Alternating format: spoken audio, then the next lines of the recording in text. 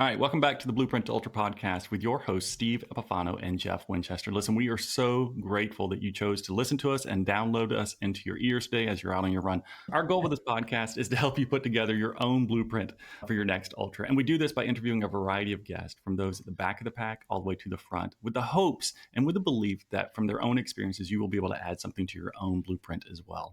Now, our guest today, I will tell you, if you have ever wanted to learn about how to be intentional about your run, walk, pace, or even to do this in an ultra, or if you're confused, if you're even allowed to do a walk in your race, or you find it embarrassing to walk when everybody around you is running, particularly from the sprint at the start of the race, then this episode is the one for you, because today's guest is the Chief Training Officer for Jeff Galloway Coaching, has run over 100 marathons and ultra marathons, has run every Disney marathon since it started, which is incredible in and of itself.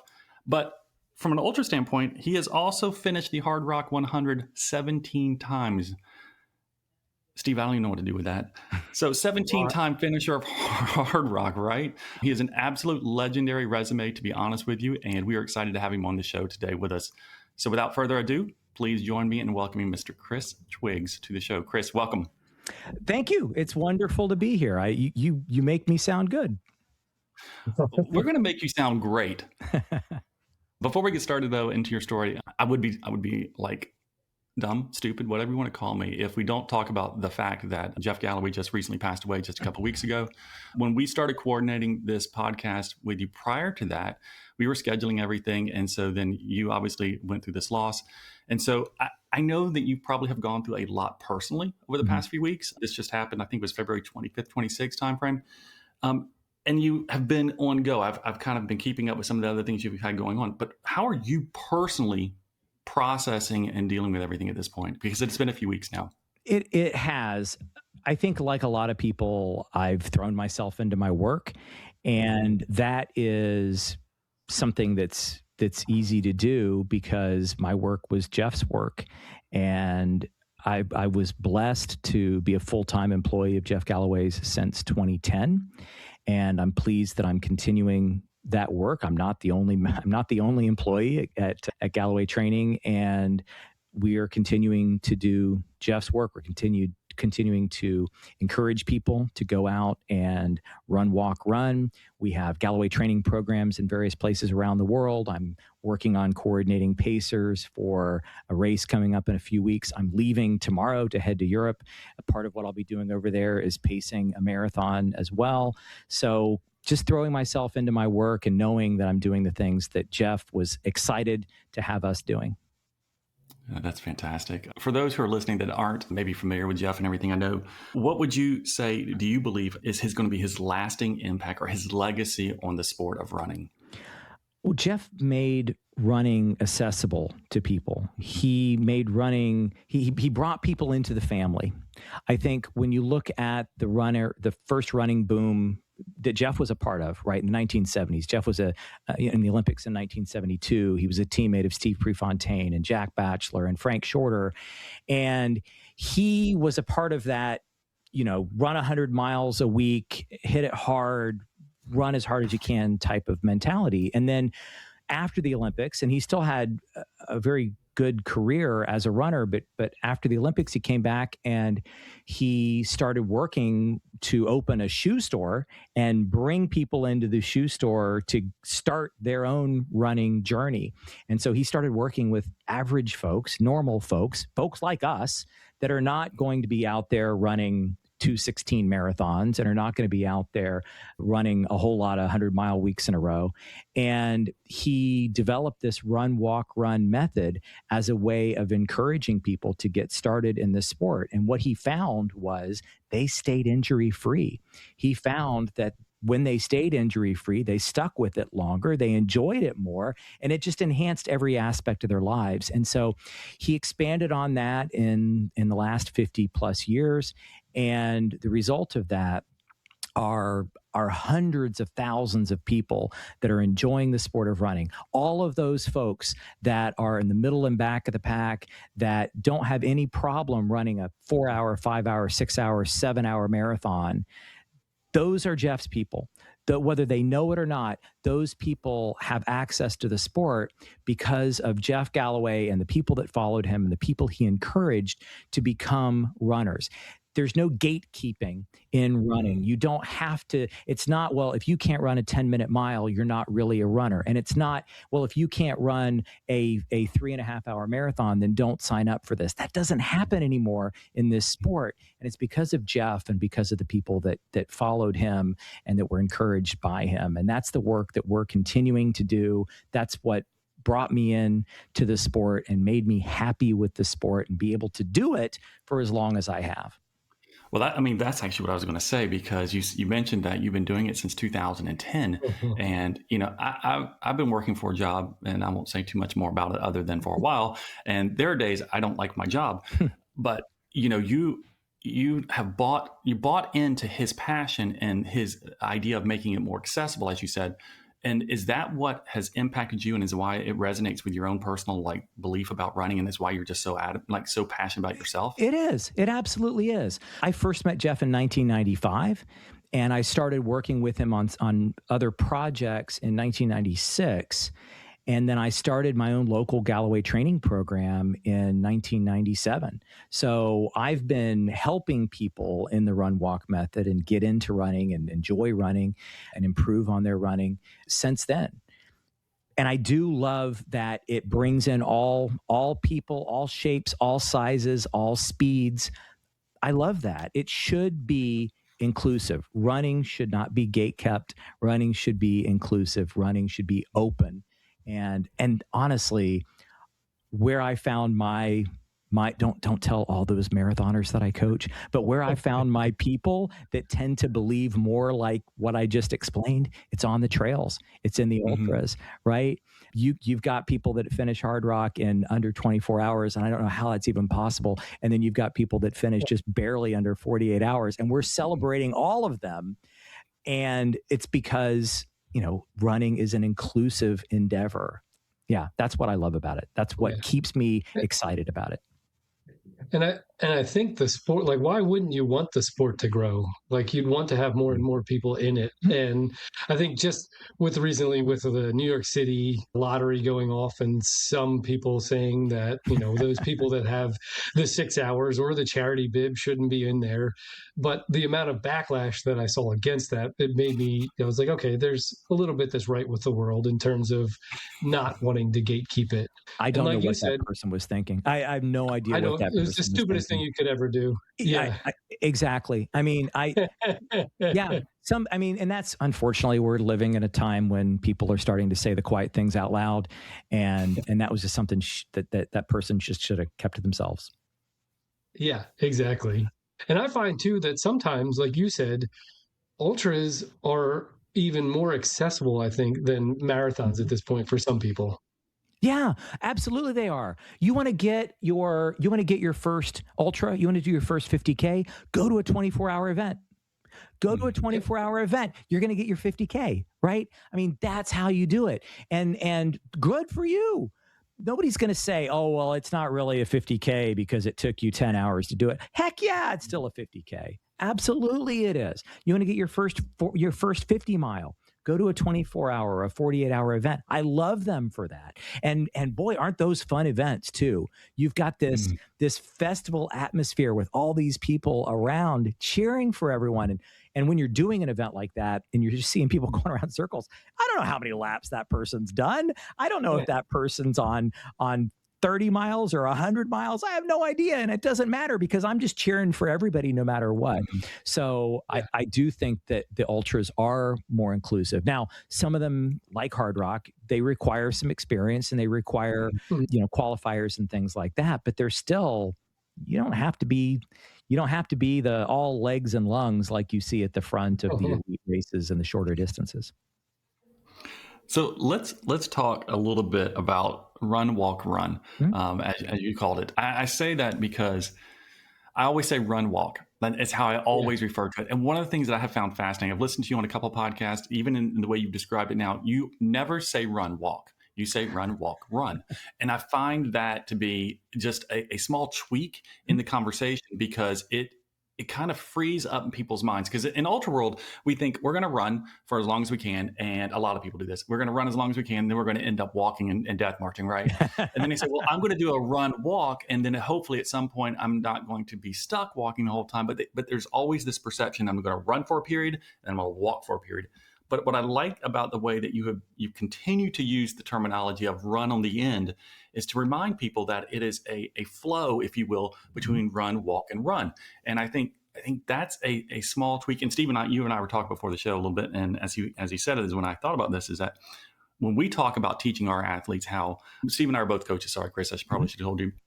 When we think about telling our athletes to try run, walk, run, there we go, then it's like we need to add that part into the equation so they understand this isn't just a idea of you're going to run until you have to walk. Okay. Yeah. So the have to walk is the problem in ultra running, is that we get to the point that we have to walk. Mm-hmm. And that's the problem that many mid to the back of the packers have in training and even running these events.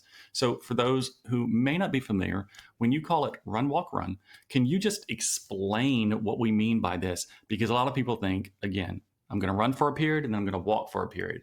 And is that it? Or what am I doing here? Well, it's about having a strategy. That's where that's the difference between run, walk and run, walk, run. It's about having a strategy. Run, walk, as you said, I'm going to run. And then when I have to walk, when I need to walk, then I'll walk. And then maybe at some point there's an afterwards, right? At some point, maybe I get to an aid station and I can start running again or something like that.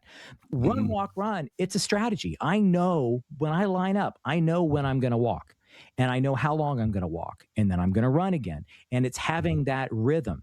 It's having that flow. Now, it's different sometimes with the trail runs and especially the mountain runs, because I'm not running up that mountain, right? So it's a longer walk going up the mountain, but I'm going to have a strategy for where I'm going to run, when I'm going to run, how I'm going to run, for how long, and then how long the walk break is, and getting into that rhythm. It's really important. And even late in a race, having that commitment to a strategy will help you out. There's a big difference between someone who, in a 10-mile flat section of a course between 80 and 90 miles, there's a big difference between the person that tries to run the whole time, is forced to walk the whole time, or the person that has that rhythm of run, walk, run. And that person that has that rhythm is going to be doing better because they're going to be resting more than the person that's trying to run the whole time. So they're conserving more energy, but they're going to be moving a lot faster than the person that's walking the whole time. Yeah, I think it's interesting because, if we use the example that you talked about, a course that has some elevation in it, that, at those points, you're power hiking the hills. Most ultra runners are, again, with our audience, most of us are power hiking those hills, right? And so if you're in a flat section, well, let me rephrase that. As you said, around mile 80, like you begin to lay out the entire course and understand there are going to be times on the course when I look at the profile, because everybody does their research to know what they're running. Mm-hmm. And they say, okay, from mile 80 to 90 or whatever it is, this is a section of the course that I can do run, walk. And I think if you go into it knowing that you are going to be intentional about a interval session during that time, and if you can go ahead and come up with an idea of what that interval would look like, then I hate to say you would force yourself into it, but you would be more apt to give it a whirl, if you will. Yes, absolutely. And when you are talking about doing something late in an ultra, if you're going to have a pacer there, make sure that pacer knows what that strategy is. So that pacer can say, all right, you said that when we got to this section, you were going to be doing 15-second run, 30-second walk or something, right? You were going to, this is the plan you were going to use. So let's do it. And if you're anything like I am, at 80 miles into a 100-miler, I'm going to do whatever somebody tells me to do. I have no capacity for making my own decisions at that point. I'm just along for the ride. I am a shell moving down the road. And if my pacer says run, I run. And if my pacer says walk, I walk. And if my pacer says eat, I eat. And if my pacer doesn't say anything, I probably don't do any of those things. So I really put myself in the hands of my pacers. That's why it's important to choose good ones. And so share your strategy, your run walk strategy, with your crew and with your pacers so they can hold you accountable for that. And that way you're forced, if you can't do it, you're forced to say, okay, I know I said that, but I need more rest, or I need this. Or you might say, I know I said that, but by golly, I feel great. I'm going to run, instead of doing 15-second run, 30-second walk, I'm going to do a minute run, 30-second walk or something like that. Two things. One, I think later on in the race, it also gives you something else to focus on. You're not focusing on, I got to keep running, got to keep running. You're thinking just for 15 seconds to 30 seconds at a time, to the next one, just over and over. And with that, I'm really glad that you brought up 15:30, because immediately when people think run walk, it's 5 minutes of a run, 2 minutes of walk, or something like that. So you can even break it up even smaller, like 15 seconds, 30 seconds. You can break it up really smaller. One of my friends that won an ultra a few years, well, he's won a lot of them, but he won one a few years ago. He experimented a lot with his run walk ratio, and he ended up putting in 3 walk breaks per mile. And he did it from the beginning. This was a mostly flat road 100. And by putting in those walk breaks from the beginning and being conservative like that, he was able to save a ton of energy. Now, you mentioned the run walk strategy that a lot of people use. And so a lot of the folks that had done that event before took off running, and they ran the first, 20 or 30 miles. And then they started putting in some walking.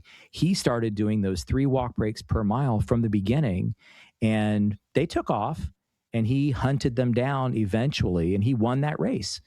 And it's because he was conserving energy by using a conservative, far more conservative than 5 minutes or 6 minutes at a time strategy. Yeah, I think when you said 15:30, Steve, I paused also. That's exactly where I was going to say the same thing. And I thought, I'm so glad you picked that breakdown or that ratio, because again, it's going to be a 5, 1, 4, 2, whatever it is. A lot of people use, and there's nothing wrong with those. But I think it's also something good for people to understand. Like, if you get down to a 15:30, guess what? You're still run, walk, run. Like, you're still able to do that. And it's not a negative. Yeah. And I have found that in the death march time, if I can just get a little bit of turnover, right, then I do better, and I don't feel like my hip flexors, they're always on fire at this point, right, for a lot of us, but they're not going to crush me if I'm able to have some turnover, even if it's just for 15 to 30 seconds that I break it apart. The other thing that I'm going to have you repeat it, because you said it, and I think I want to make sure people hear this, is you don't start this at mile 10 or mile 20 or mile 40 or 50. You start this at what mile? Yeah, at the very beginning. You started at the very beginning. In the first mile, the most important walk break is the first one you take. And the sooner you take it, the more you're conserving energy. A lot of people, when they get into races, I've seen it everything from a 5K to 250-mile races, where people will talk about, well, I'm going to bank some time, right? I'm going to go out at this pace. I'm going to bank some time so that later when I'm tired, I've got a buffer. Does everybody know that the time bank doesn't exist? Does everybody recognize that there is no such thing as the time bank? And if you're putting deposits in a time bank, you think you're banking time, and later in a race, you try to make a withdrawal, what are you going to find out? Insufficient funds, right? There's nothing there because the time bank does not exist. The bank that exists is the bank of energy. You save energy. And then when you need that energy, you can draw on it later and you can use it. Then you can spend it later on, and you've got some interest on that deposit that you made. So think of that first walk break as that first deposit in the energy bank. And every time you take that walk break, you're depositing a little bit of energy that you're going to be able to pull out and use later. Maybe in some races that will manifest in a faster time. That's what you see at a 5K or a 10K.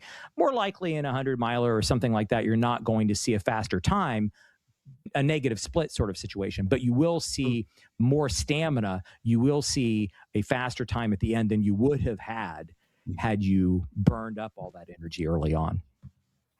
Yeah, one of the things I actually do myself, and I try to tell some of the athletes that I know are going to employ a run, walk, run from the beginning, is actually to walk from the start because it's so crowded anyway, and most people are trying to like deal with that. Go ahead and allow that spread to go ahead and begin at the beginning. Like you're probably not going to be at the front of the starting line. You're going to be walking up to the mat anyway. So just walk for the first 30 seconds to a minute before you start your little timer or whatever it is you're using for your strategy. But give yourself just a second to kind of get into the rhythm of just beginning to move forward into the race, because you're not here unless you're here to win the race. Like you're not at the front of the line. You're going to be walking more than likely to the mat anyway.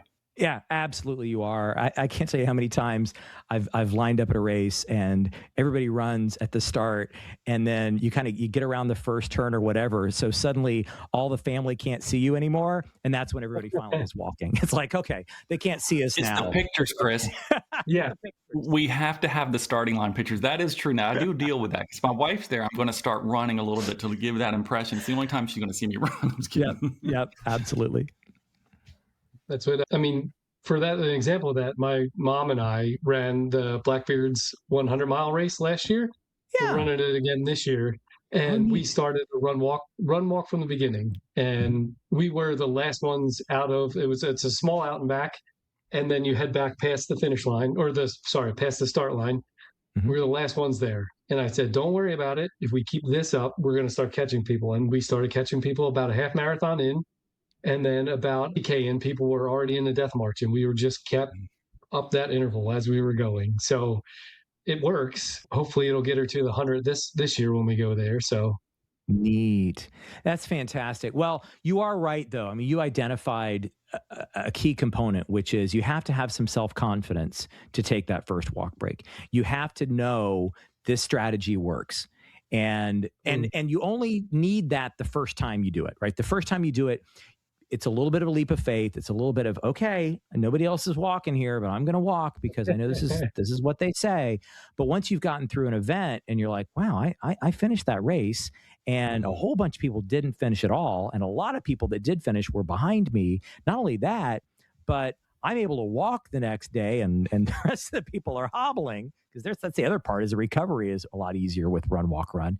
And so once you've gone through that one time, then not only do you have the self-confidence to take that first walk break, but you also can tell the other people around you, hey, you want to know a secret? Take these walk breaks and you're going to feel a lot better. Yeah. So my question is going to be, how do you determine your ratio for the run interval and the walk interval portion? Yeah. But I'm going to tell you the reason this is very important to me is I learned the lesson of the value of run walk. Now, I've been doing it in ultra runs before. I'd never really heard about it because I didn't grow up a road runner or anything like that. I just ended up in ultras at some point. And so I'd done some marathons beforehand, but I was trying to run them the whole time. But I met a guy that Bob Becker, who's race director down at the Keys 100 and everything. Amazing man. Amazing. Incredible human being. He is, I think, the oldest finisher of Badwater 135 as well. Yep. We had him on the show. He's a great human. I met him in person at the Badwater Cape Fear here in right outside of Wilmington, North Carolina. And I asked him, I told him he didn't know who I was. I said, Bob, you don't know who I am? I'm a huge fan of yours. I respect you so much. You're inspiring me all the time. And he was doing a run walk. I said, do you mind if I run with you? And he says, well, I'm doing a run walk. I said, it's okay. I do that all the time. I said, I don't mind. He said, well, I'm doing a 1x1. I was like, okay, we'll do a 1x1. I was like, I said, can I ask, why do you do 1x1? He said, well, I learned a long time ago that I'm going to end up walking about 50% of my ultras. And he said, so I figured I would just start from the beginning, walking 50% of my ultra. I was like, okay, Bob. So he does a 1x1 the entire time, and that's his ratio. But for you, like what advice would you have for people to try to figure out what ratio should they use? And part two of that, does that ratio need to stay the same throughout the entire race? Yeah. So I'll answer part two first, which is no, it absolutely does not have to stay the same. Good. You can change it. Yeah, you can change that. Absolutely. As far as what the ratio is, so we actually have a tool for helping people decide that, and it's called the Magic Mile. We have people run a magic mile, and it's just a fast mile. It goes fast as you can without making yourself sick. And then we have a calculator on jeffgalloway.com. You can plug in that mile time, and it will give you paces for various distances. Now, it doesn't have ultra distances on there, but if you know about if you run shorter distances, and you can extrapolate from there, what percentage slowdown you're going to get for a 50K or a 50 mile or a 100 mile. And then once you have that, it'll show you, we have a chart, what run, walk, run ratio we recommend based on each pace. We recommend 30-second walk breaks. And the reason we recommend 30-second walk breaks is because we have found that walk breaks longer than 30 seconds, people tend to walk significantly slower toward the end of that walk break. So let's say you were trying to run a specific pace. You wanted to average a specific pace for the entire event. If you are walking slower toward the end of that minute or 2-minute walk break, then that means you really need to run faster during the run phase in order for it to average out the way that you want. But the 30-second walk break, people tend to be pretty consistent with their pace. And so once you know what your walking pace is during that walk break, then you just run appropriately fast enough so that you average what you need to average. So we tend to stay at 30-second walk breaks. I'll be honest with you, when I'm running up a mountain, my walk break is more like 5-mile walk up and then, whatever it is. But when you're talking about relatively flat stuff, then we stick to a 30-second walk break. And then the amount of running in between the walk breaks is just going to depend on what corresponds with your pace. And our chart tells us what works best for most people. So, for example, let's say you're going to run 9-minute pace. That ratio that we would recommend for people would be 2-minute run, 30-second walk. And we know, based on the feedback we've gotten from over 500,000 runners since Jeff started doing this, we know that that's the ratio that works best for most people at that pace. But you're not most people, and I'm not most people. And so once you've tried that ratio at that pace and you know how that feels, then in your training runs, try different ratios at the same pace. Do a 5-mile run, 10-mile run at 9-minute pace, but instead of doing 2 and 30 after you've tried that, do a minute run, 30-second walk, do 30-second run, 30-second walk, do 3-minute run, 30-second walk, do 5-minute run, 30-second walk, and see what feels best. Obviously, if I'm doing 30-second run, 30-second walk, that means I'm running really fast during the 30 seconds that I'm running. But if I'm doing 5-minute run, 30-second walk at the same overall pace, then I'm running a lot slower during that 5 minutes. And so some people tend to be on one side of that equation and some people tend to be on the other side. So it's just good to try it out. And it's a little bit of trial and error. As far as changing up the ratio, it's good to have that as part of your strategy too. Know that at a certain point, you're going to shift. At a certain point, maybe you're going to run a little bit longer between the walk breaks because you want your run to be a little bit slower. Or maybe at a certain point, you're going to take the walk breaks more frequently just because you know it's going to be harder to go for as long as you've been going. Yeah. And I think that actually was a great segue into kind of walking through one, just because I think it would be a little bit beneficial for our listeners too. So we went in and I did the Magic Mile. I had just a time trial from when I was coaching a couple people. So if I wanted to PR a 50K, let's say, and I'm just making sure I'm looking at the chart correctly.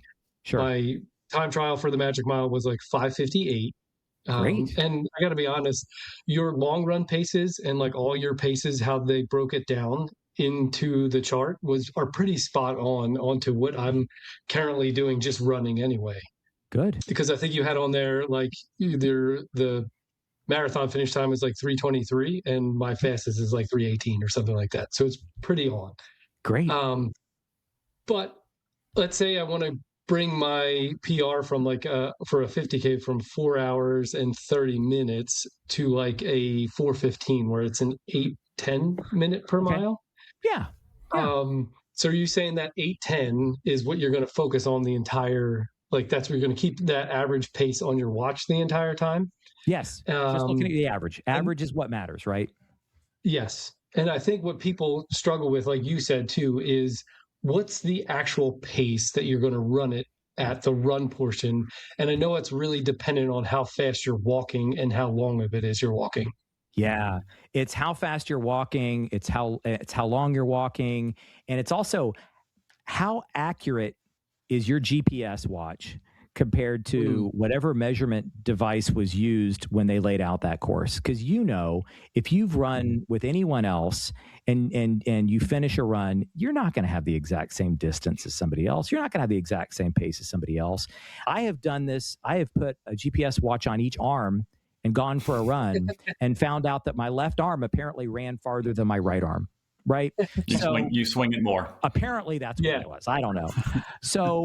So if we get so caught up on, well, how fast do I need to be running right now? And how fast do I need to be walking right now? We lose the big picture, right? The big picture is you're trying to average 8s, 8:30s, whatever it is. So, and after a mile, if I've got average pace on my watch, after a mile or so, when I run, my pace isn't going to go that much above it. And when I walk, it's not going to come that much below it. It's just going to be pretty close. And I'm just trying to keep that average pretty close to where I want to be. So, and it's because you also you would have to factor in, well, how long does it take me to accelerate from my walk pace to my run pace? How fast do I decelerate from my run pace to my walk pace? All of those things. There's so much. I'm sure it would be a great experiment for someone who was really into the math of all of this stuff, but I'm not. I don't get a joy out of the math of all of this. I just enjoy running. And so I run and I know what I want to hit on my watch. And if I get to a mile mark and I went too fast, I said, okay, I'm going to slow it down a little bit. And if it went too slow, I'm like, all right, I'm going to pick it up a little bit. And if I slow it down a little bit, that probably means I'm walking a little bit slower when I walk. And if I pick it up a little bit, that probably means I run a little bit faster when I run. That's awesome. I'm going to allow you to critique me and criticize the statement I'm going to make. Like you can just say, this is absolutely asinine of you, Jeff. You're more than welcome to say that. All right. So as an ultra running coach, when I think of this, of run and walk and run, and I communicate to those athletes that are going to employ this in their races to run easy, walk intentionally. Yeah. Is how I tell them to do it. But I want to, you're okay to say that's wrong, because I feel like I should be telling them to run harder, walk easy. And so the reason I say it's because I tend to recommend a minute walk. Right? Because I want them to be, and I don't know, I've always just chose a minute. Sometimes people do 2-minute stuff. And so when it gets to be longer, I think that's why I've always said walk intentionally, because I do recognize that if you don't focus on that walk time, you will meander. And I tell them, you're not here to meander, you're here to walk intentionally. So I say run easy, walk intentionally, but I'm driven by this walk break in my brain of why I say it this way. What is wrong with what I'm saying? You're more than welcome to tell me it's wrong, because people listening on my runners are like, it's dumb, Jeff. No. I'm not sure there's anything wrong with what you're saying. It's really important. If run, walk, run is part of your strategy, if you know that you're going to be using run, walk, run, you need to pay attention to your walking pace. It's something that you should be aware of, right? We do speed work. We do all this kind of stuff to focus on our running speed. We need to spend a little bit of time focusing on our walking speed. One of my favorite workouts that I give ultra runners is a 4-hour progression walk. You're not allowed to run during this workout at all. You're not allowed to run. So it's a 4-hour walk. And what you do is you go out, and for the first hour, you're not paying attention to how fast you're going at all. You're just walking. And you've got an alarm set for an hour. You get there, you look, you've started your watch when you started the walk, and you look and you see, well, how far did I go in that hour? And then the next hour, you try to walk a little bit farther in that hour.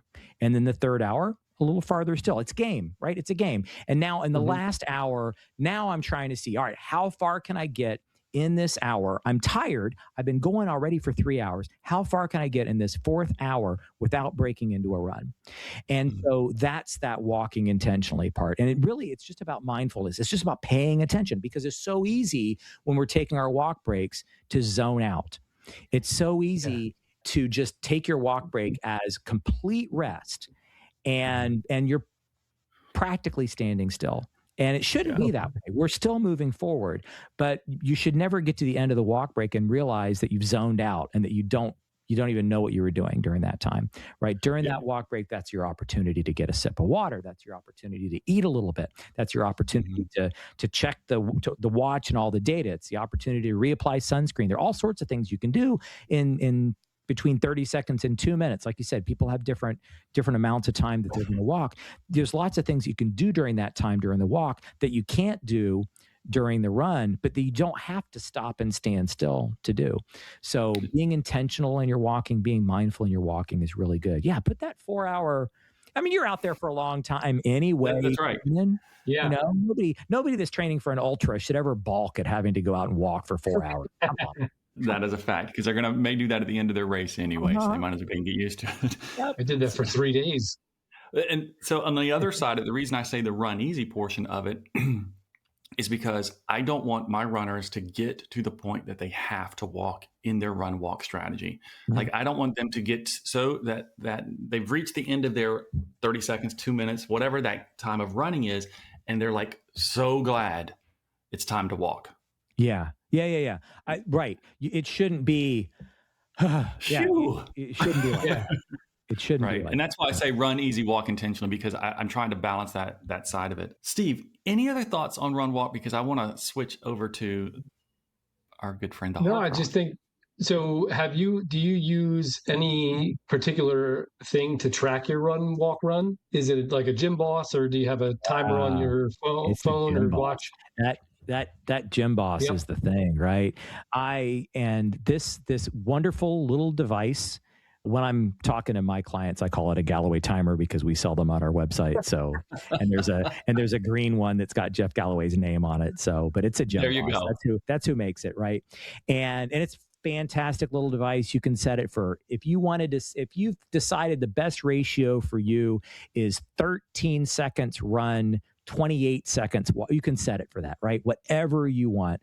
Yeah, I absolutely love that thing. I carry it with me. Sure, you can set a lot of your Garmin's, your Coroses, your whatever.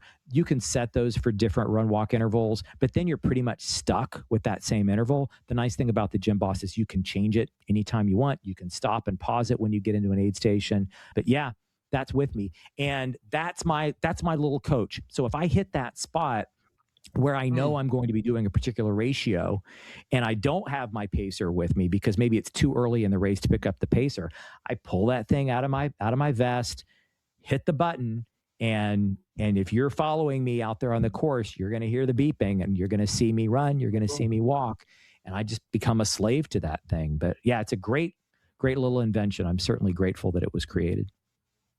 Same. So many are. And it's fun if you're in the mid and the back of the pack at an ultra and people are using them. It starts going off like beeps everywhere. It's like, that's not my beeper. I actually put it in my pack up near my ear and I set it on the vibrate, like on 7 or whatever it is, so that it just vibrates against my shoulder. So I don't have to have that all the time, but I love it. I think it's one of the best devices ever made. You can set it up for 0-0 and it'll just run forever until you're ready to change it. And so yeah, run, walk, run, I think is, it is one of the most powerful things I think people can do, particularly in the ultra world, if they can trust themselves to try it. If they're not sure about it, I actually have one more question. I was about to move to Hardrock, but I'm not ready yet. Sure. If you are working with an athlete that is going to use run, walk, run in their ultra, how often are you prescribing in their training a regular run? Oh, that's a really good question. And it depends on the runner. It really depends on the runner and what their plans are. If you're, and also depends on what the course is, right? If you're going to be doing a course that has, let's say, a good long downhill where the runner is going to be running that downhill, and maybe it's a 5 miles of downhill, then I need them to have the legs to do that as one long run. But if you're not doing something like that, if you're doing a course that's, say, completely flat, you can afford to do run, walk, run all the way to the end. In shorter distance running, I mean, I coach a lot of people, everything from people that are training for the 1.5 mile military fitness test to Cocodona and multi-day events across the years, that sort of thing. And for most of those folks, there's never going to be a time when they're going to be running 5 miles, 6 miles at a shot. It's always okay. I never tell people they have to take walk breaks every single run. Definitely not. And, running is a social thing. If you've got a group of friends that you like to go out and run with, and you know that they're going to do a weekly 5, 8, 10 mile run without walk breaks, and you want to do it, great. Go for it. That's fine. You'll be a little sore the next day compared to if you had taken walk breaks, but the social benefit of that is huge. So I don't tend to prescribe a lot of run the whole time stuff unless it's course specific and athlete specific, and I know that they're going to need it. Or in a short distance thing like a marathon training program where the plan might be do run, walk, run for the first 20 miles, and then at 20 miles you're going to cut out the walk breaks and you're going to surge to the finish over the last 10K. I love it. I love it. Me too. Steve, you and your mom be run walking for sure. You do it, and I'm thinking about all the intervals we're going to change to as we go later on in the race and everything. So great. It's got my wheels spinning. Yeah, and just to close this out, just as for those who maybe are trying to figure out if they're going to do this, again, start from the beginning, come up with a ratio that you should practice in your long runs before you get to race day. You want to get used to walking. Your hip flexors need to be prepared for all the walking that you will be doing anyway, and being able to start and stop. It's a practiced art. You should be able to learn how to glide into that and glide out of it. You got it. I think those are some key points. I've been doing it way too long, too, Chris. but I think it's something that people should practice for their long runs. I mean, I think they can do regular runs during the week if they want to. They should practice their long runs, particularly if you're going to use it in the race. If you know you're going to use it, then don't be afraid to put it in your training. You're more ridiculous if you don't put it in your training than if you're just going to do it on race day. So, let's talk Hardrock. Yeah. It's not often. Done it a couple times. Oh my God. It is not often you talk to somebody who's finished it one or two times. You're a rare air to say that you are a 17-time Hardrock finisher, and you're lining up again this July to run your 18th. You're also on the board of the Hardrock, and you are the host or co-host of the Hard Talk podcast, which is all things Hardrock as well. So when it comes to this race, I mentioned before the show, I used to host a podcast before, and I interviewed Dale on that podcast many, many years ago. Fantastic gentleman. Learned so much about that race from him. But I got to hear it from you. If you were to describe this race to people who have never run Hardrock, don't know anything about it, they just hear it's one of the big ones that you may want to try some point, it's out there, like one of the big 4 or 5 that exist. What is the race? Why is it so important to you? Like, why? No, not important. Why do you love it so much? Yeah. And how do you describe the race itself to people? Hardrock is a 100-mile, 33,000 feet of climb, 48-hour love fest. It's spending time with my best friends in the most beautiful place on earth, celebrating our fitness and celebrating the amazing environment that we have to go out and play. The course connects 4 old mining towns, and we travel primarily on old trails that those miners used, and then some Jeep roads as well. And it's just, so it celebrates the wild and tough nature of those people that carved those trails into the mountains and put in the mines that are sprinkled all over the San Juans. It's hard to overstate how beautiful the course is, how magnificent the climbs and the descents and everything are.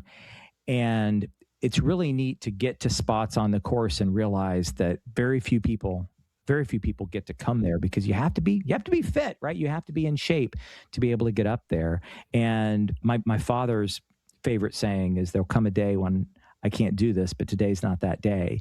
And every time I get up onto some of those mountains, I know sometime when I'm up here will be my last time up here. So I never take it for granted, and I always appreciate the opportunity to get up and see those things, and especially get to have a Hardrock number on my pack as I'm doing it. I'm sorry. What do you mean a Hardrock number on your pack? You mean like the bib number? The bib. That's what I mean. I was like, did they give you like a little logo that says you're like 16, 17? I was like, did you get something like that? Put the bib on my dang. Put the bib on my pack. How do you get one of those? I've probably got. Yeah, I've got one sitting over here. Back there. Yeah. There's one back there. The one that 215 was from 2 years ago. So what's impressive about this, though, Chris, is I believe you live in Florida. I do. Yeah. And for those who are still trying to catch up with this, Hardrock is in Colorado. Yeah. It has altitude ranges from 7,700 feet to 14,000 feet of altitude. Yeah.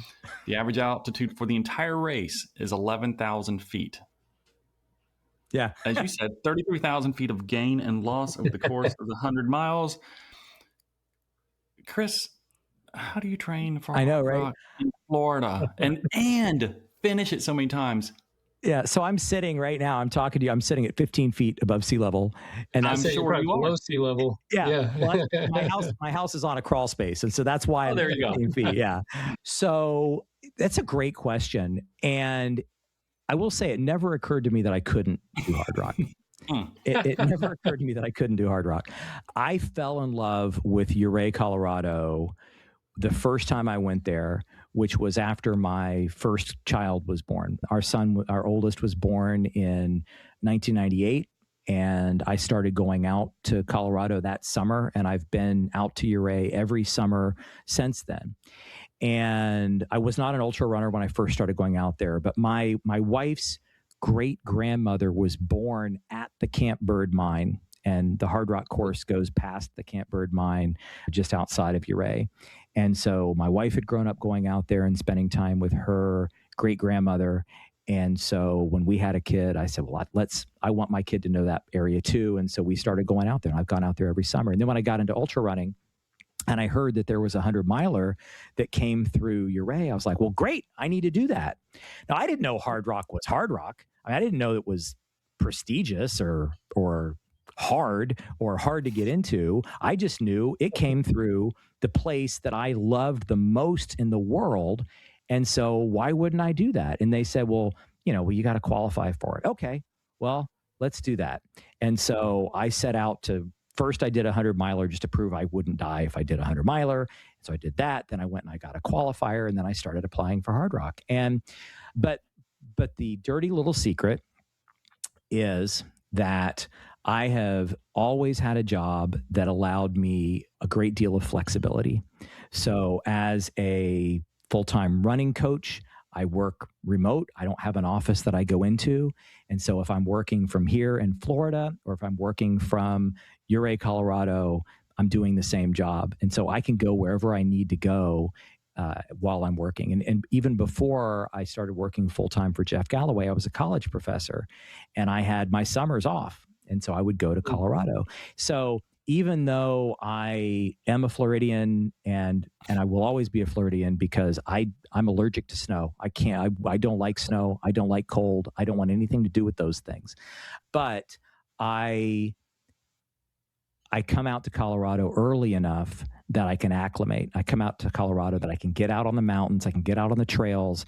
My body can get used to the altitude. I can produce the red blood cells. My body produces the red blood cells that I need to deliver oxygen to my muscles. That's what has to happen. And that's why people coming straight from sea level up to altitude struggle, because they just don't have the oxygen carrying capacity in their bloodstream. So I get there early enough that I can generate those red blood cells, and I can function at that altitude. So that's the dirty little secret. Yeah, I'm a Floridian, but I'm kind of a part-time Ouray Coloradan.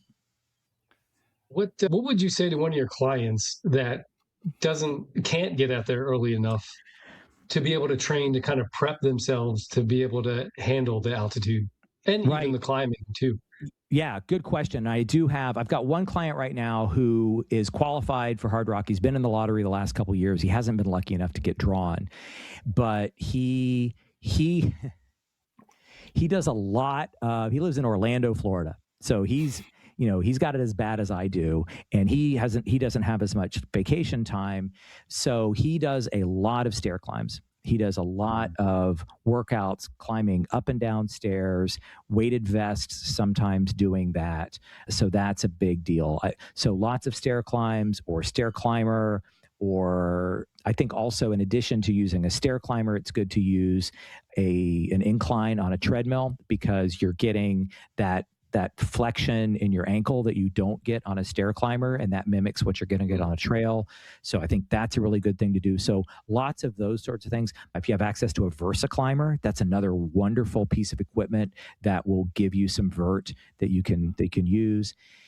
As far as the red blood cells and the oxygen and all like that, your options are accept that you're not going to have as many red blood cells, and just know that all that means is you're going to go a little bit slower. It doesn't mean you can't do it. It just means you're going to go a little bit slower. Your perceived exertion is going to be higher. You're going to feel like you're running an 8-minute pace when you're really running an 11-minute pace. Okay, just accept that. It's all right. And at Hardrock, you got plenty of time, right? Hardrock, 48 hours. Come on, 48 hours for 100 miles? How hard could that be, right? And climbing. Well, yeah. And but just you either accept that it's going to be slower, that you're going to be slower because of that, or you contact the folks at Hypoxico and you get a system and you sleep in a tent, or you do intermittent hypoxic training, or you do something like that. And there are other systems out there, but they really do work. The intermittent hypoxic training really does work to increase those red blood cells. It may be cheaper just to get out there like 3 days early. That's true. 3 days. I mean, really, if you want to be right at the end of it. Yeah, you need 3 weeks. 3 weeks. Yeah, you need 3 weeks to produce the red blood cells that you need to put yourself on an equal playing field with somebody who is living there. Now, you're not getting the people that live there also have the ability to train on those mountains anytime there's not too much snow on them. But so you know that's why you need to do the climbing on stairs or stair climber, that sort of thing.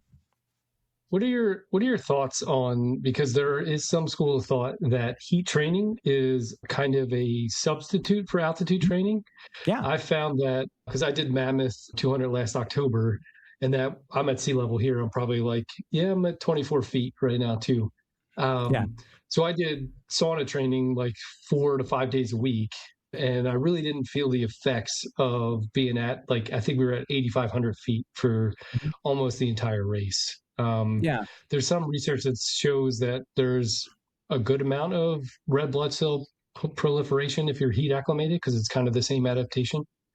Yeah, I think there's a benefit to it. I don't think it's a one-to-one the same thing. Yeah. But I think there's a benefit to it, and I think sauna. There are lots of other benefits to sauna as well. So I think that's great. I know that your body is only used to what your body is used to. And folks that live in Colorado and come to Florida and try to compete, they are going to be complaining about the humidity, right? They're going to be complaining about the environment here. So your body is used to what it's used to, and you're going to do best in what you're used to. So getting used to something a little bit different is hard. Yeah, I think sauna training is good. It's something. At least you're doing something, right? Yeah. And is there a little bit of placebo involved there? Probably so. But it's like wearing the weighted vest. Is that really helping you all that much? I don't know, but it sure feels good when I take it off. So that's true. I'll take all the placebo I can get. Yeah, I think that weighted vest gets you used to carrying that big old pack. So let's go back to your friend in Orlando. I want to circle back to that just a second. Sure. The guy you're training. So I hear treadmill, and I agree. I think that's a great point about the flexion in your ankle, and the stair climber being something you would want to kind of work on a lot as well, because you're trying to get your climbing. What do you give him to descend? Oh, because I live on the East Coast. Just so you know, I live in Eastern North Carolina. It is flat pancake here as well.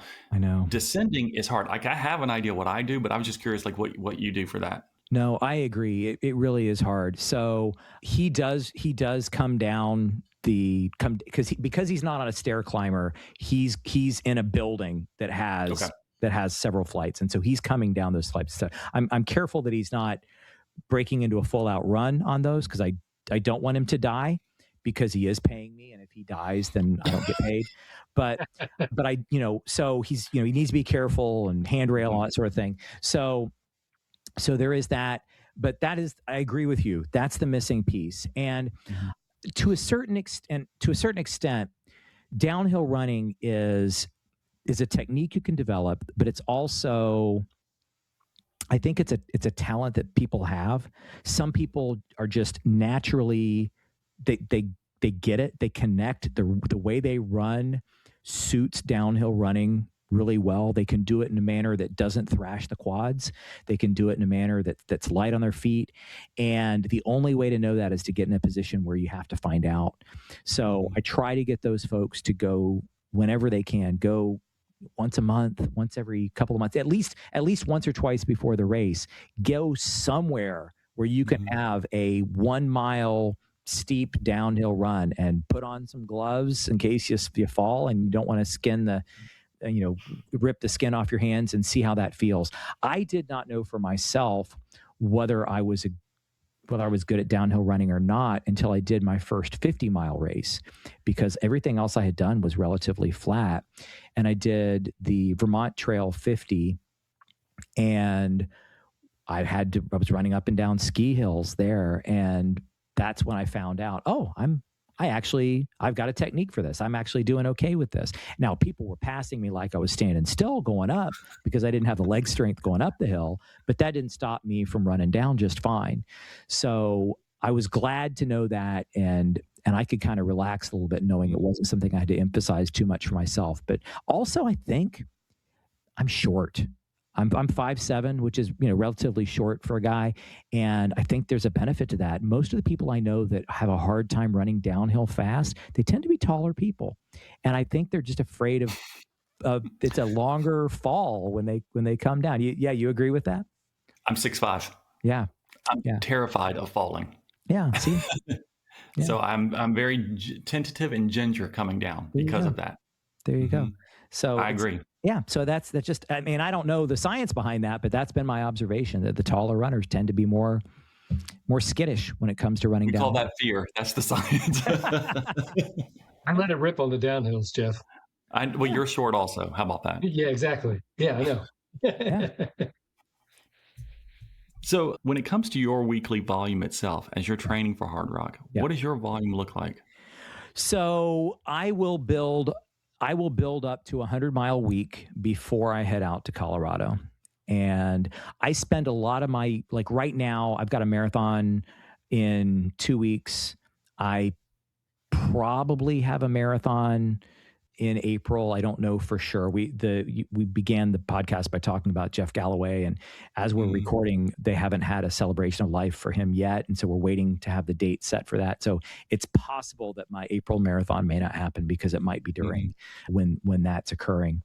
So, but I spend a good portion of the year doing shorter distance races, but then I build up my weekly mileage. I'll get up to 100 miles a week before I head out, and then I get out to Colorado and I just start climbing everything in sight. So my follow-up to that 100-mile week, what percentage of that is run walk? Oh, probably 90% of that is run walk, almost all of it. When I'm doing that kind of volume, I need it. If I'm going to run 20 miles on Friday and 20 miles on Saturday, and I'm doing another 20 miles on Sunday, the only way I'm getting out of bed on Sunday to do that last 20 is if I've been doing run walk for the first 40. Yeah.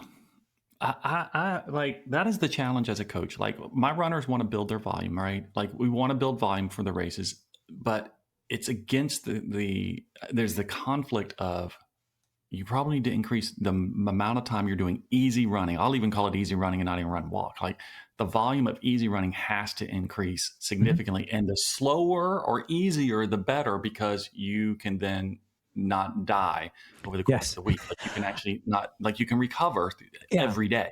I'm really against death. It's something I'm not a fan of at all. And so, right. Especially when you're an athlete. Definitely the people that are paying me. I want them to keep living. So, but so we're against death.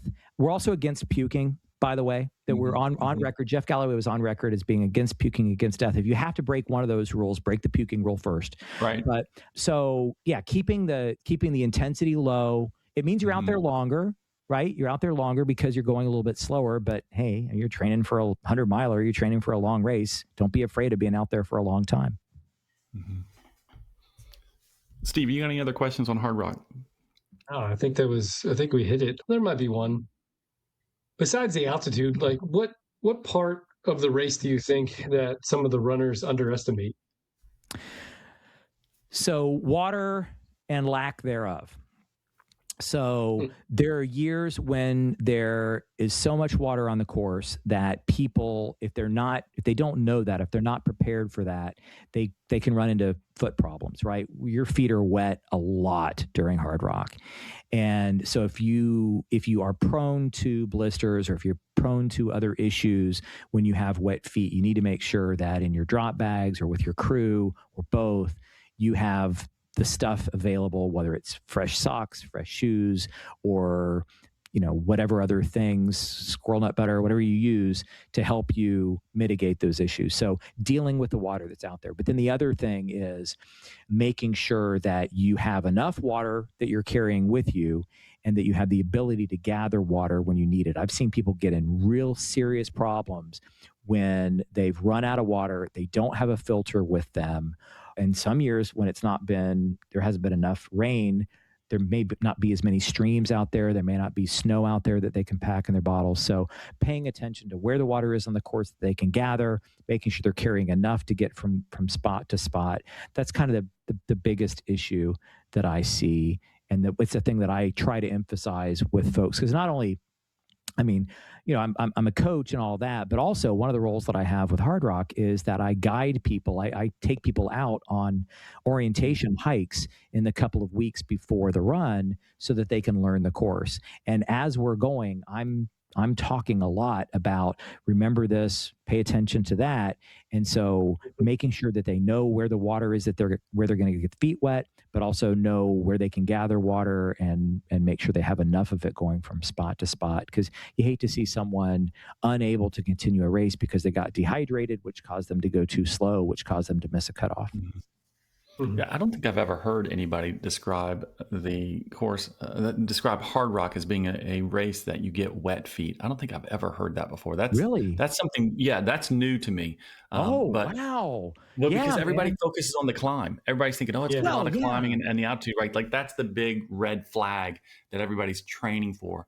Well, maybe that's why it's something that I think people need to pay more attention to. Yeah, your feet are wet. I mean, unless it's a real drought year, your feet are wet almost always going into and coming out of an aid station. So there are creek crossings, water crossings, in almost every section of the course. And I've known a lot of people that have had serious blister issues because of how frequently they're getting their feet wet. Yeah, I'd never heard that before, so I'm glad you asked that question, Steve. I want to, as we're getting close to wrapping up, I don't want to bypass one other thing that you're involved in, and that's the Donna 110. Oh, thank you. I know, right? You weren't expecting that. I didn't put it in the introduction, but the Donna 110 is a 110-mile ultramarathon that is in, I believe, Jacksonville, Florida. Yes. I may be wrong on that. Yes, great. It is done for breast cancer awareness. And now I have very limited information on it, but I know that you're the race director, and I'm going to get you to explain it to everybody. But from what I saw, the race for the 110 it's a weekend of other races. Let me slow down. There's a weekend of other races that exist this weekend of the Donna marathons, if you call it. But the 110 ultramarathon consists of two events: an 84-mile ultra on Saturday, and a 26.2 mile Donna on Sunday. Yes. Is that right? Yeah. All me, what is this Donna 110? Okay. So I love this.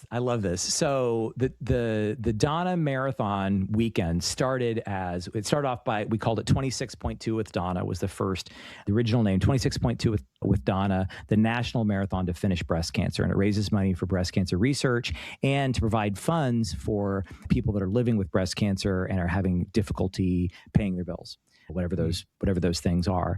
And it's named for Donna Deegan, who at the time that we put the race together was a 2-time breast cancer survivor. She actually was diagnosed with breast cancer a 3rd time between the time we announced the event and the time we had our inaugural. So she's now a 3-time breast cancer survivor. Thankfully, she has survived all of that. And this was our 19th year of the Donna, and Donna Deegan is currently the mayor of Jacksonville, Florida, which is pretty amazing, right? Really amazing. That's really cool. And she is, she's an amazing, amazing woman. So I did not come up with the idea for the 110. There was a company based in Jacksonville, Florida called 110%. They made, I don't believe they're in existence anymore, but they made compression gear that had pockets in them that you could slide ice like frozen frozen things, frozen pouches in to ice the areas, the muscle groups and things like that. So it was a good idea. It was a fun idea. So it was called 110% was the name of the company. And a couple of the guys in the company were ultra runners, and they came up with the idea of running 110 miles to raise $110,000 for the cause, which was amazing. And they said, "Hey, would you like us to do that?" And we said, "Well, yes, we would like you to do that. Give us $110,000. Well, I mean, we could do so much good with that." So they did it, and it worked great. And they made this huge donation. And then they said, "We're really glad that happened. We think this should be an annual thing, but we think the race should put it on. We shouldn't be the ones doing it. It should be an official part of the race." At which point, all the board members looked at me as the only ultra runner on the board and said, "Can you do this?" And I said, "Well, yeah, but we're going to change some things," right? Because when they did it kind of almost like as an exhibition thing that ended right around the time that the marathon ended. And the timing just so happened. Well, can you imagine trying to time a bunch of entrants so that they finish during the marathon? It was just impossible. So we decided to make it a stage race. And so, as you said, you've got 84 miles or so on the first day. And then they have 23 hours to do the first day. And then they've got an hour to make it from the finish line it's a mile from the finish line of the first day to the starting line of the second. So they've got an hour to go that mile, and they can get a ride there, right? They have a golf cart that'll take them down there if it's taking them that long. But you can go as fast as you want the first day. And so some people will finish it in 14 hours or something around that time frame, and then they have a good night's sleep. And then you run a marathon the next day. And it is this amazing, amazing, amazing event. Incredible people get out there and do it, all shapes and sizes. We typically have anywhere from 50 to 75% DNF rate. I mean, it's a hard thing to do. But this year, I'm so freaking excited because this year, one of the women that I coach was the first wheelchair athlete to complete the 110. And I made her, even though I'm coaching her, and even though I'm the race director for this event, I did not make any exceptions. I said, well, you have to have a 50 miler as a qualifier. So she had to go out in her chair and get a 50-mile qualifier, which it took her a couple of attempts to do. And then she did the 110. And it's really neat. We start the 110 on Saturday, right before the 5K. There is a 5K on Saturday. So we start the 110 right before the 5K. And so you've got all the 5K runners out there watching the ultra runners as they head out on the first day.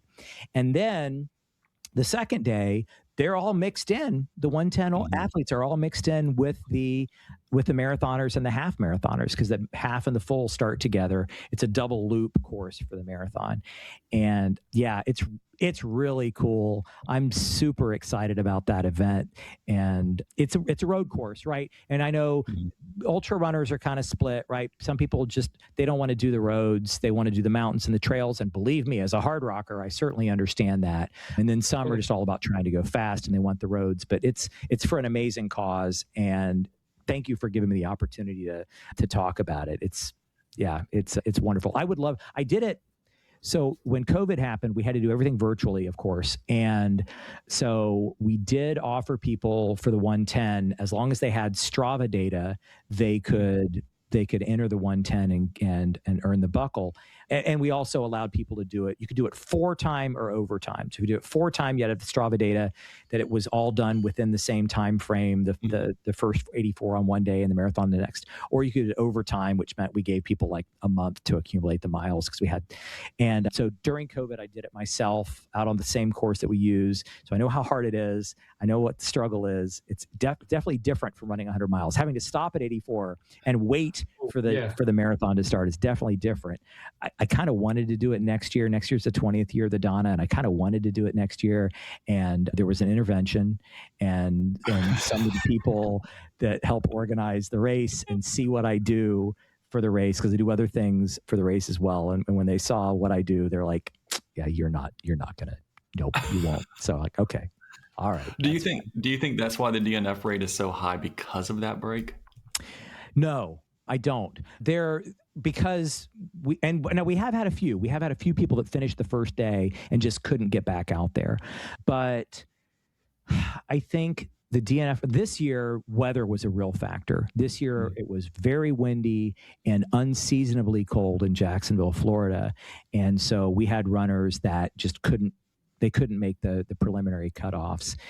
I think we get a different, not a completely different type of person that enters this, but we get a little bit different type of person. I think we get some folks that maybe would be afraid to do a straight 100-miler, or maybe they just expect this to be easier. And it's just not 100 miles, even 84 miles of pounding on asphalt is hard on your body. It sounds brutal to me, Chris. I know, right? Because that break is what scares me about it. Steve and I were talking about before the show, and I was like, I don't know if I could re-engage for that marathon. Yeah. That would be the hard part to get going the next day. Like I could do the 84 miles in the 23 hours. Like that's fine. But that 26.2 the next day, yeah, I don't know if my legs are going to want to play. Yeah, it's hard. There have been a few people over the years. There was one this year who finished the first day and just said, "I'm going home. I'm not coming back for the marathon," and that's okay. I get that. It is. Hopefully they found what they wanted to find out there on the course. But I'll give you a challenge, because one of my friends, he has the course record for the 110, and he did the marathon after doing the 84 miles the first day. He did the marathon in under 3 hours. Dang, come on. I know, right? Yeah. There are some superhuman people nuts. out there. Yeah. Run, walk. Run, walk. Yeah, run, walk. So this race, again, I found it on Run Sign Up. So it's not on Ultra Sign Up for those who are always looking for it. So check out, again, it's called the Donna 110. You're going to have to remind me. I think it's in January, February timeframe. Is that right? It's the first weekend. Yeah, it's the first. The marathon is the first Sunday in February. So, right. So it's always the Saturday and Sunday that includes the first Sunday in February. Okay, so we encourage everybody to go check it out for next year. Does it sell out or anything that people need to be signing up quickly, or I don't know how that works? I encourage people to sign up early. What we do, we still have the option for people to run the 110 overtime, so they can earn a buckle over time. They don't get listed as a finisher of the 110, and so we only have a certain number of those buckles, and when they're claimed by one category or the other, that's when it's sold out. We will increase the capacity next year because it's the 20th. Also, because the ultra runners are also running the marathon, they get the marathon medal. And so if the marathon sells out, then that would mean that we would have sold out the 110 as well. So, okay. Right. So you have a capacity on the marathon side. And so if you're going to do the 110, you can't just wait, because the 110, you may have more time to sign up technically for it. But if the marathon sells out, then you still are out. Okay. Yeah. But if you're looking at this race in December, you're fine. It's just, it would be Jacksonville, Florida. Northeast Florida tends to be an area where people wait and look and see what the weather is going to be before they sign up for an event. And so that's when we get our surge. We get our surge in January on the marathon and half marathon. Even the 110. We had 2 people that signed up on the last day that the 110 was available. We did keep the 110 available through, I think it was through Monday of the week before the race. And we had 2 people sign up the last day, which I thought was hilarious that they waited until the last second to do that. None of those people work with Steve and I, because we would yell at them. Yeah. Or they may have thought what do they signed up, they just forgot, and they just trained like they signed up. No, that is true. Yeah. Well, Chris, we are getting close to the end of our show here today. And one of the things we do at the end of each of our episodes, when we have a listener submit a question, is we do this thing we call Coach's Corner. And what it means is basically a listener sends a question in. It can be on any topic that relates to them and things that they're curious about. And we read that question live on air. You get to answer it. I answer it. Steve answers it. We generally go first, so you don't have to be on the spot, so don't worry about that. But because you're a coach, you'll be fine. But we let our guests know that you don't have the pressure to be right or wrong. You just get to give your answer. So today's question comes from Jeff Kirby. He is actually a former athlete of mine that I used to coach with. He's a great guy. He lives down in Florida now as well. And so I will encourage him through text to go run the Donna 110. So, because he's done Daytona 100. He loves those type of road races. So another one, you mentioned Bob Becker, another one of his races. Yeah. So Jeff, no pressure, but you need to run the Donna 110. But his question, how do you push yourself to reach another level in training without putting a race on your calendar? Ooh. So that's the question. Yeah. Steve, you want to go? Yeah, I mean, I think when you don't have a race on your calendar, it's a great opportunity to do those things that you normally wouldn't get to do during a regular training cycle, but maybe focus on, especially for like ultra runners, if you already have that aerobic base, focus on a little bit of the interval workouts, the tempo workouts, thresholds, maybe try out some run, walk, run. Some of the things you haven't had a chance to because you don't want to make it detrimental to your training for a particular training block. Um, and then for me, like I would still just bank anything aerobic. Like that's going to be the biggest bang for your buck anywhere, I think. Yeah. I think I would go a little bit differently. I think I get nervous when we try to constantly attain a higher level of training when we don't have a goal race in it. I think we run the risk of getting burnt out, and maybe we're trying to find a artificial type goal anyway in training. I don't want people to be burnt out. I want them to focus on being consistent in running when they don't have a goal race. I want them to, as you said, work on their base running, maintaining a certain volume of mileage. A lot of times what they do is, and Jeff, please don't do this, don't try to have increasing mileage every week just for the sake of it. I think that's dangerous for your long-term health as a runner. I think, like Steve said, they're trying out different things. If you want to try run, walk, if you want to experiment with different nutrition, that's cool and all, but don't try to attain pushing yourself for the sake of pushing yourself when you're better served by maintaining consistency and balance of base, I think. So, Mr. Twiggs, any thoughts on that? Yeah, well, first of all, we had this, right? We've tried to forget, but we went through a pandemic. We went through a time when none of us had races on our schedule. And so maybe you had a virtual race and maybe that inspired you, and that's cool. But we all had to find ways to motivate ourselves. All had to find ways to challenge ourselves and to make running or whatever else we were doing interesting. For me, I live where it is very flat. There is one hill on my island where I live, and I decided I was going to get the vert equivalent of the Hardrock 100 on that hill. Now, what that meant is I had to run that hill 1,000 times. And so I did that. I was out there every morning for just about 3 weeks in a row, 4:30 in the morning, running that hill. I got to know the people. I don't live on that hill, by the way, but I got to know the people that live on that hill very, very, very well. Another thing that I did is I decided I wanted to run the circumference of the island. Now, there's not a road that goes the circumference. There's beach, and then there's a state park, and then there's just kind of some other little stuff you got to make your way through. But you figure out a way to do it. So I found ways to challenge myself looking for interesting things to do. And I think that's a great, what is that? Do you want, I know a guy who's run every road in Jacksonville, Florida. And Jacksonville is massive, by the way. It's the largest city by land area in the lower 48. It's huge. It's giant. And I know a guy that's run every single one of those streets. So he's not running a race, but that was his challenge. He got to another level just by doing all that. And getting to another level is not just physical, right? Getting to another level it's spiritual, it's emotional, it's mental. It's finding a spot where you are at peace with your running and you're connected with the environment around you as you're doing it. So I would encourage you to look for some other sort of challenge like that is enjoyable.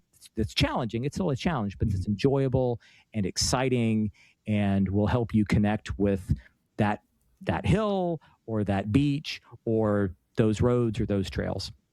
That's a great answer. Steve, he made me think of you and all that climbing up that hill. Steve's goal is a 500,000 feet of elevation this year? I did last year, but I'm trying to hit 800,000 to 1 million this year. Oh, there you go. Wow. Because he's insane. I don't have any other races on my calendar after this 100, so that's what I'm going to be doing. Well, I hope you get it. That's fantastic. Thank you. I appreciate that. Yeah, thank you. That's not my jam, but I hope you get it. No. Well, Chris, this has been like 20,000 a week so far, so it's been good. Yeah, you're crushing it, Steve. I don't know how you do it, but Chris, this has been a fantastic conversation. We really do appreciate you taking the time to hang out with us today. Thank you. The conversation always flows, and this has been one I think is super helpful, particularly those who are trying to figure out if run walk is for them. Run walk run is for them, or even if they're interested in Hardrock. I think this is two different discussions that I think can lead to people kind of understanding different areas of ultra running. So I appreciate you taking the time to talk about it. I am really sorry about your loss. I know that Jeff was really close to you. I know that he was a mentor and a friend, and I know that you're very connected to him and his family. And so we love you for taking the time to hang out with us, and respect you for just being so open and transparent about things today. And so for those that are listening, we thank you as well for taking the time to download the episode and plugging us into your ears. And please make sure you go check out Chris. He is on Instagram. Chris, what is the best way for them to follow you? I know they can go to jeffgalloway.com, I believe. And then how do they keep up with you? I do post most frequently on Instagram, although if you go to my Instagram right now, you're as likely to find cocktails as you are to find running content. So, but that's just another aspect of of what I do for fun. But I do post most often there. But jeffgalloway.com has all the information about what we do as coaches and other very free resources like the run, walk, run calculator that I mentioned, the Magic Mile calculator. All those things are there available freely on jeffgalloway.com. Awesome. And we'll put that link in the show notes as well for those who are trying to find it, because they're probably out on a run right now anyway. And they're like, I'll just go back to the show notes. So that's where it'll be. You will be able to connect to his Instagram as well as the website to get the access to the Magic Mile. It's free. You might go check it out. I think it's cool. Steve and I played around with it before as we were prepping for the show as well. And so I think it's a really cool tool. That's and again, awesome. Yeah, it is. Again, Chris, thank you for taking the time. We really appreciate you, man. My pleasure. Thanks for having me. Yep. All right. Absolutely. And again, everybody listening, thank you for being with us, and we will see you guys soon. See ya. Bye now. See ya.